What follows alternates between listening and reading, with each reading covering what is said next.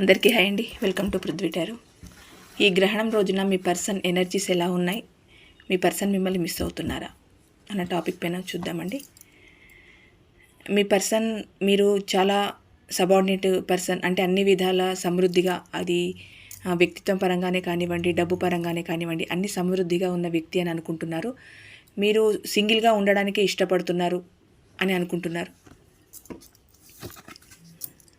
మీ person third party సిచ్యువేషన్లో ఉండి మిమ్మల్ని మోసం చేయడం వల్లే మీరు ఆ పర్సన్ని వద్దనుకొని సింగిల్గా ఉండడమే మంచిది అన్న ఉద్దేశంలో మీరు ఉన్నారని మీ పర్సన్ అనుకుంటున్నారండి.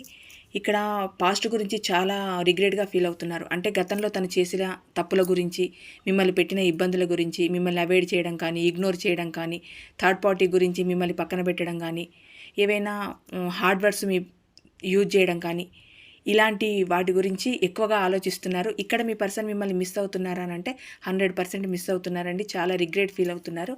మీ పర్సన్ హెల్త్కు కండిషన్ కూడా అంత బాగోలేదు.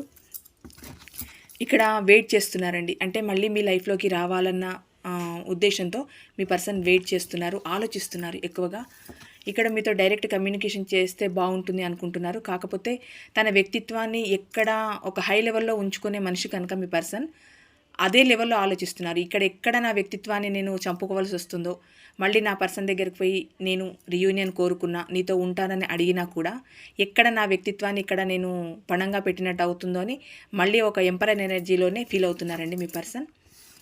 ఇక్కడ తను వేసుకున్న బౌండరీ నుంచి బయటికి రావాలని ఉంది. కాకపోతే అక్కడ తన ఈగో యాటిట్యూడ్ అనేది ఎక్కడ మళ్ళీ డౌన్ఫాల్ అవుతుందో అని కూడా ఆలోచిస్తున్నారు.